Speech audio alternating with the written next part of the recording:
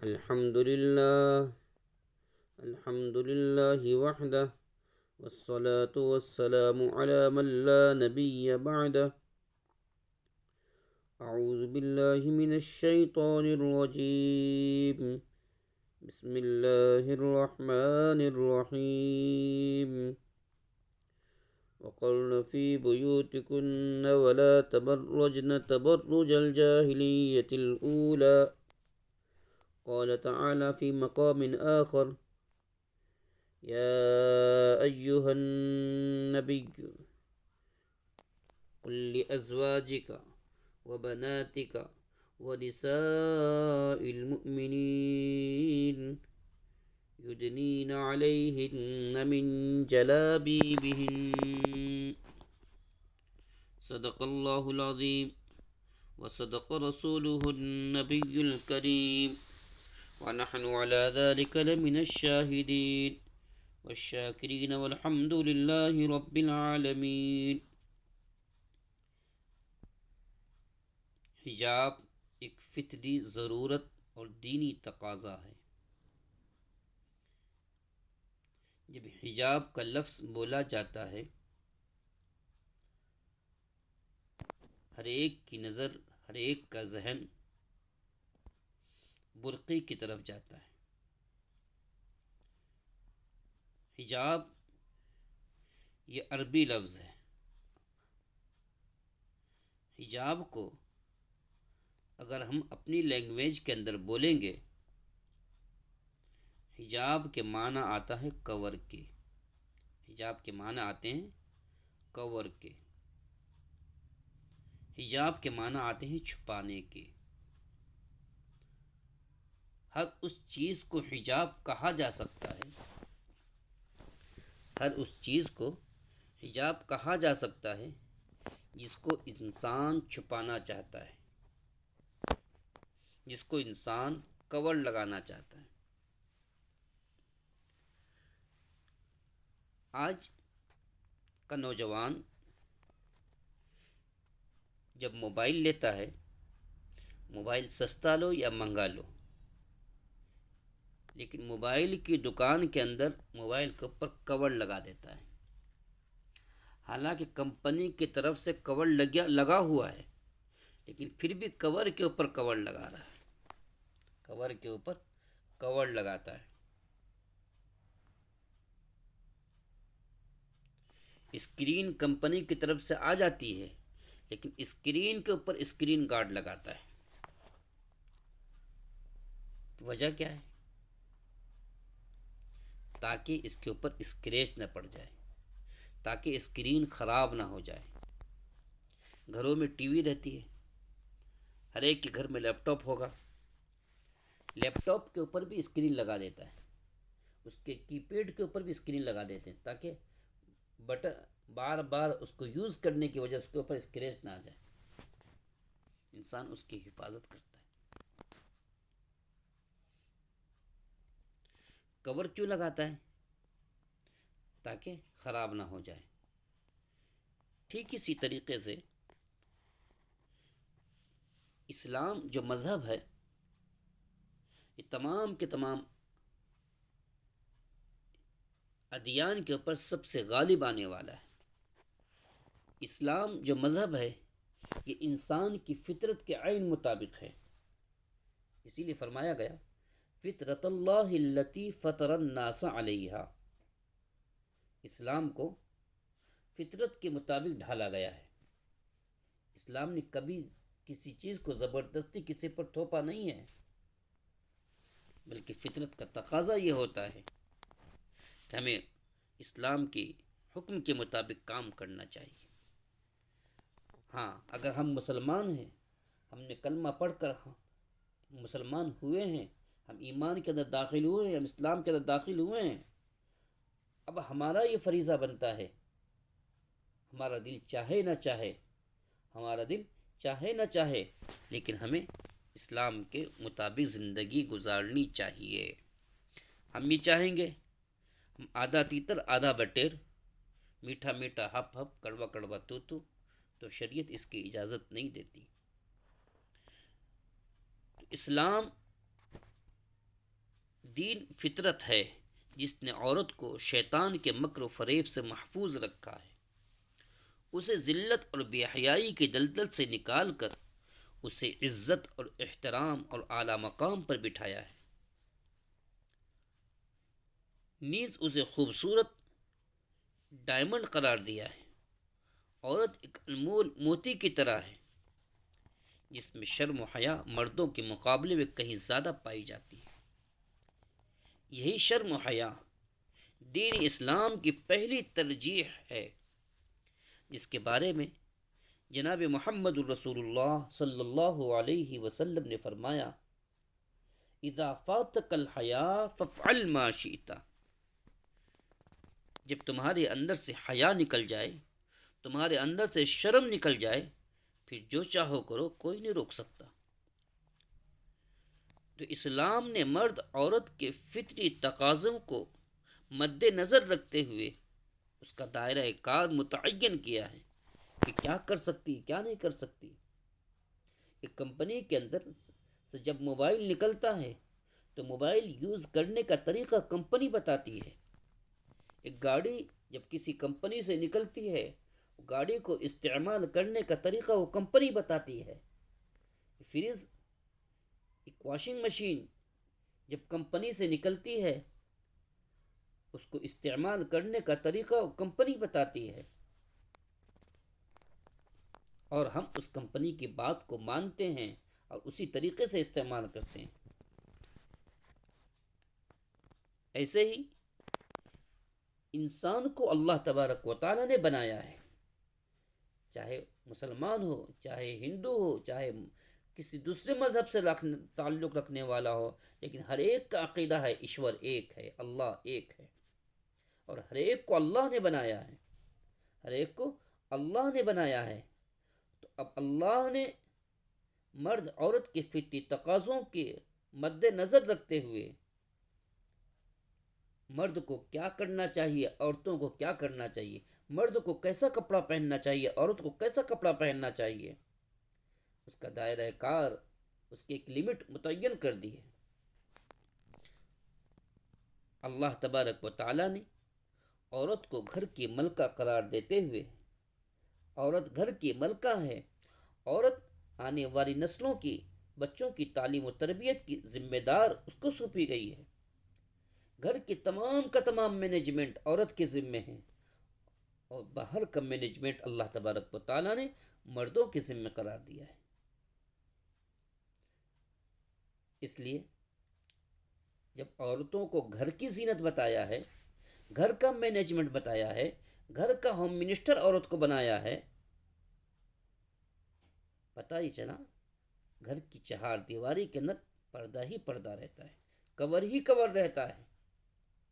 ہاں، اگر کسی ضرورت کے تحت اگر عورت کو باہر نکلنا پڑے تو شریعت اب اس کی اجازت دیتی ہے، تم باہر جاؤ، اپنی ضرورت کو پورا کرو، لیکن کس میں؟ کور کے اندر رہ کر، حجاب کے اندر رہ کر، برقعے کے اندر رہ کر، تاکہ شیطان تمہارا جو ازلی دشمن ہے، اور شیطان کے کارندے، شیطان کے چیلے ہوس کی نگاہوں سے تمہیں میلا نہ کر دیں، تمہاری عزت کو خراب نہ کر دیں، تمہاری عزت کو پامال نہ کر دیں۔ جاننا چاہیے حجاب سے مراد ہر وہ چیز ہوتی ہے، پردے سے مراد ہر وہ چیز ہوتی ہے، کور سے مراد ہر وہ چیز ہوتی ہے جس کو آپ چھپانا چاہتے ہیں، جس کو آپ چھپانا چاہتے ہیں۔ کوئی انسان اپنے پیسے کو نہیں دکھاتا۔ اب بینک میں جائیے، بینک والے بھی پیسے کو چھپاتے نہیں ہیں، حالانکہ وہاں پہ گارڈ موجود ہوتا ہے، دو دو تین تین گارڈ ہوتے ہیں، لیکن پھر بھی پیسوں کو چھپا کر پیسہ نظر ہی نہیں آتا۔ حالانکہ بینکوں کے پیسوں کی کمی نہیں رہتی، بہت پیسہ رہتا ہے، لیکن پیسہ دکھاتے ہیں؟ نہیں دکھاتے، کور میں رکھتے، چھپا کے رکھتے ہیں۔ کیا ہماری ماں بہنیں اس پیسے سے بھی گئی گزری ہیں، اس پراپرٹی سے بھی گئی گزری ہیں، اس موبائل سے بھی گئی گزری ہیں؟ نہیں دوستو، ہماری ماں بہنوں کی عزت ہماری عزت ہے، ان کی حفاظت ہماری حفاظت ہے۔ اس لیے ماں بہنوں کو چاہیے وہ پردے کے اندر رہیں، کور کے اندر رہیں۔ شریعت میں عورتوں کو پردے کا حکم کیوں دیا گیا ہے؟ اس کی وجہ کیا ہے؟ بہت سے لوگ کہتے ہیں عورتوں کو پردہ ڈال کر عورتوں کی آزادی چھین لی گئی ہے۔ ارے عورتوں کی آزادی چھینی نہیں گئی ہے، عورتوں کی آزادی عورتوں کو دی گئی ہے۔ عورتوں کی آزادی عورتوں کو دی گئی ہے۔ کوئی کسی کو زبردستی پردے کا حکم نہیں دیتا۔ اللہ تبارک و تعالیٰ نے قرآن کریم میں حکم دیا وَقَرْنَ فِي بُيُوتِكُنَّ، عورت اپنے گھروں میں مستقر رہا کرو۔ کیا مارکیٹ میں عورت نظر نہیں آتی؟ آپ نے دیکھا کسی عالم کو، آپ نے دیکھا کسی مولوی کو، آپ نے دیکھا کسی کو جو پکڑ پکڑ کر عورتوں کو لا کے گھر کے اندر قید کر رہا ہو؟ نہیں، عورتوں کو عورت کی آزادی دی گئی ہے کہ عورتوں تم اپنے گھر کی دولت ہو، تم اپنے گھر کی زینت ہو، تم اپنے گھر کے اندر رہنا ہے۔ تو شریعت محمدیہ میں پردے کا حکم کیوں ہے؟ اس کی وجہ، اس کی حکمت کیا ہے، اس کا ریزن کیا ہے؟ عورت گھر کی دولت ہے۔ نمبر ایک، عورت گھر کی دولت ہے۔ دولت کو چھپا کر رکھا جاتا ہے، ہر ایک کو دکھانے سے خطرہ لاحق ہو سکتا ہے۔ کوئی چور، کوئی ڈاکو اس کو چوری نہ کر لے۔ اسی طرح عورت کو چھپانا، غیروں کو نہ دکھانا ضروری ہے۔ نمبر دو پر، عورت گھر میں ایسی ہے جیسے چمن میں پھول چمن میں ہرا بھرا رہتا ہے، اگر توڑ کر اس کو باہر لایا جائے تو کیا ہو جاتا ہے؟ مرجھا جائے گا۔ اسی طرح عورت کا چمن اس کا گھر ہے، عورت کا چمن اس کا گھر ہے، اس کے بال بچے ہیں، اس کو بلا وجہ باہر نہ لاؤ ورنہ مرجھا جائے گی۔ عورت کا دل بہت نازک ہوتا ہے، بہت جلد اثر قبول کر لیتا ہے، اس لیے اس کو کانچ اور کی طرح تشبیہ دی گئی ہے۔ نمبر تین، ہمارے یہاں عورت کو صنف نازک کہتے ہیں۔ نازک چیزوں کو پتھر سے دور رکھا جاتا ہے تاکہ ٹوٹ نہ جائے، غیروں کی نگاہ اس کے اوپر نہ پڑ جائے۔ پتھر کی طرح ہے، اس لیے غیروں سے بچایا جائے۔ پتھر کی طرح ہے، نازک پتھر کی طرح ہے، اس لیے اس کو غیروں سے بچایا جائے۔ نمبر چار، عورت اپنے شوہر، اپنے باپ، اپنے دادا، اپنے سارے خاندان کی عزت اور آبرو ہے۔ اس کی مثال سفید کپڑے کی سی ہے، جیسے سفید کپڑے پر معمولی سا داغ دور سے چمکتا ہوا نظر آ جاتا ہے۔ جب عورت پر غیروں کی نگاہ پڑے گی تو عورت کے لیے ایک بدنما داغ اس کے لائف کے اوپر لگ جائے گا۔ اس لیے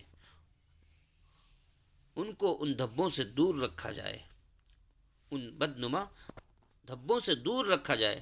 کب رکھیں گے؟ جب عورت گھر کے اندر رہے گی، بلا ضرورت گھر سے باہر نہیں نکلیں گے، خود بخود شیطانی کارندوں سے بچی رہیں گی۔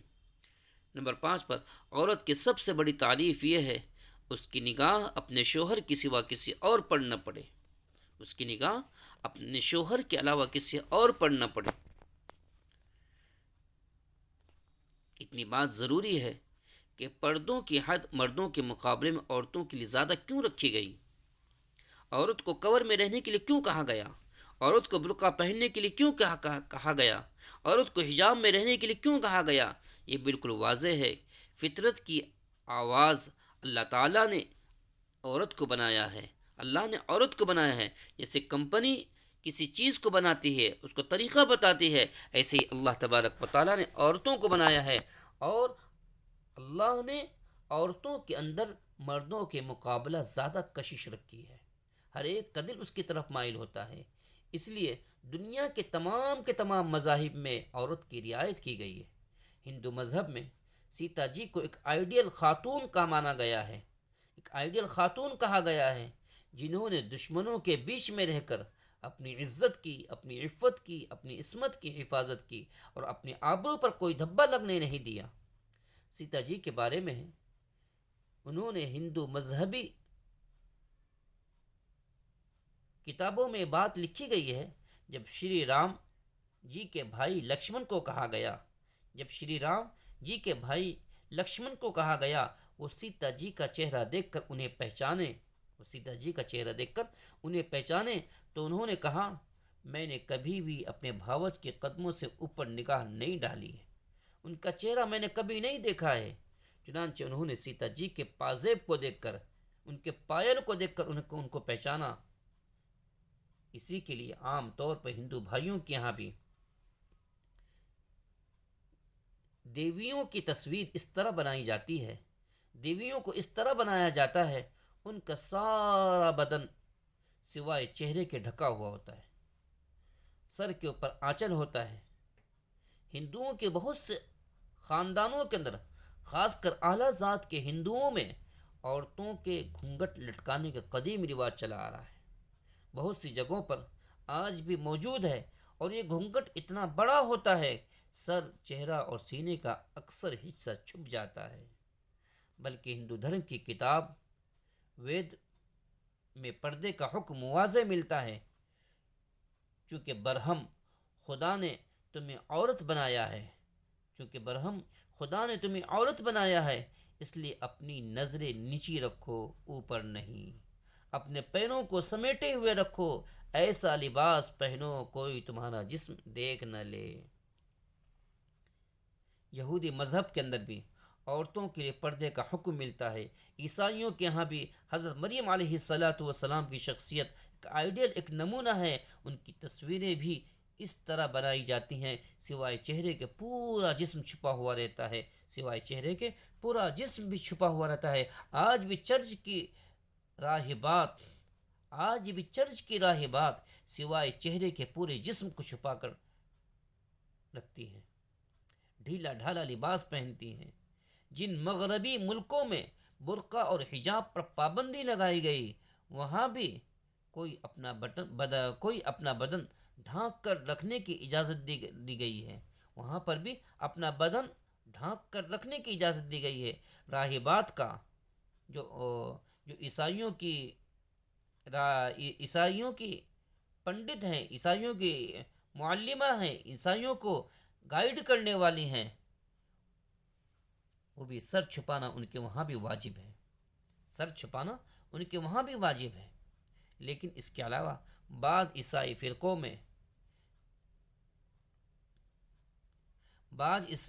فرقوں کے نزدیک عورت کے لیے سر چھپانا ضروری ہے۔